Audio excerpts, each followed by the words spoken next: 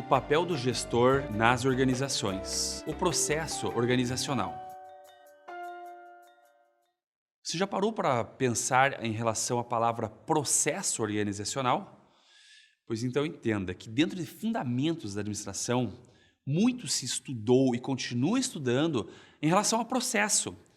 E o que foi percebido e observado pelas grandes corporações e pelos pesquisadores é que uma empresa de sucesso, ela entende de processos.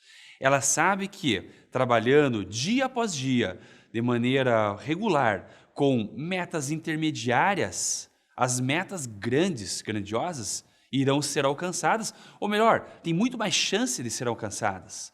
Por isso o termo processo organizacional, ele vem muito a contribuir para o dia a dia do mundo dos negócios. Vamos tentar entender, o que seria esse processo organizacional. De uma maneira muito simples, seguir um plano. Quando a gente fala de seguir um plano, eu estou falando de detalhamentos. Como que esse plano vai ser colocado em prática, de que forma, a que custo, qual é a pessoa que vai gerir esse plano, que vai conduzir. Você pode inclusive buscar informações dentro da engenharia. Existe muito processo que nós falamos do 5W, 2Hs, ou alguns até colocam 5W, 3Hs, que fornece como se fosse um quadro em que você detalha quem, quando, como que isso vai ser colocado no dia a dia, qual a data de início, qual a data de começo, como que eu vou mensurar. Então você percebe que todos os teus recursos, eles estão mapeados. E no momento que você tem um mapa em mãos, é muito mais fácil chegar até o local desejado. Por isso que eu coloquei de uma maneira muito simples que o processo organizacional trata-se de seguir um plano. E você tem um plano? Às vezes tem. No entanto, a maior falha está aqui. A execução deverá ser disseminada e compartilhada. Existem planos que estão nas gavetas dos diretores, planos que estão encadernados em folhas bonitas, mas nos armários da alta gestão. Às vezes, eu posso estar até exagerando, mas às vezes até existe uma disseminação. É um contar o que nós iremos fazer. No entanto, quando eu falo de disseminação, eu estou falando de redundância, estou falando de insistência, de persistência também. Ou seja, o gestor, ele sempre mantém, como se fosse de maneira enérgica, repetindo aonde que a empresa tem que chegar diante do teu esforço como funcionário individual. Por isso esse esforço de processo, de tornar a coisa processual, faz muita diferença. Quando uma empresa tem uma boa ideia e coloca isso de maneira processual, ou ainda sistemática, a chance de atingir o resultado final aumenta em muito. Uma das técnicas ou métodos de você controlar um processo, eu convido você a estudar um pouco sobre gestão de projetos. Quando a gente fala de gestão de projetos, você envolve a questão do processo organizacional. Dentro dos métodos e técnicas de projetos, nós temos algo que a gente utiliza como o gráfico de Gantt.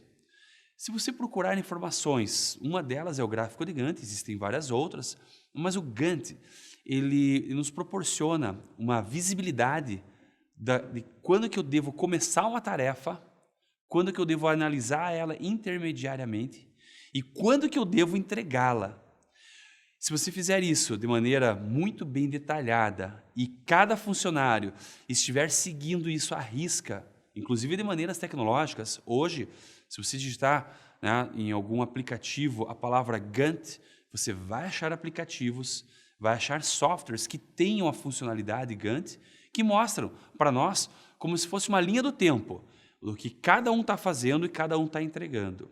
Se não houver isso visualmente, você acaba tendo um gestor que vai fazendo as coisas no dia a dia de acordo com o próprio temperamento, de acordo com o próprio esforço individual, mas aí não é a administração profissional. É uma administração subjetiva que às vezes dá até resultado, mas nós não estamos aqui para isso. Nós estamos para entender como a administração profissional, ela interfere no resultado da administração. Vamos concluir que a gestão do tempo da tua empresa tem que ser administrada de maneira técnica. Se você fizer isso, com certeza você aumenta a chance do resultado. A definição das prioridades Ou seja, o que é prioridade? Resolver o problema agora ou atender ao planejamento que eu vou apresentar amanhã? Normalmente você resolve o problema que está na tua frente, mas não pode deixar de fazer aquele planejamento. Decompor as metas. Então, a decomposição de metas é uma coisa genial. Você decompõe uma grande meta em micrometas. E aí, você coloca isso nas mãos dos funcionários, nas mãos de cada talento da sua equipe, de uma maneira que ninguém vai se sobrecarregar. Controle das ações, e tem que ser feito hoje em dia de maneira digital, com smartphone, ou com tablet, ou com um computador. Você tem como acompanhar o que cada um está entregando. E a retroalimentação. De tudo isso que eu falei, você volta lá e faz uma reflexão de como que nós iremos melhorar, depois você trabalha, volta e faz a melhora. Essa é a famosa ideia da melhoria contínua. Então é com você o papel do gestor de fazer a retroalimentação de todas as variáveis que estiverem em suas mãos, que são variáveis controláveis.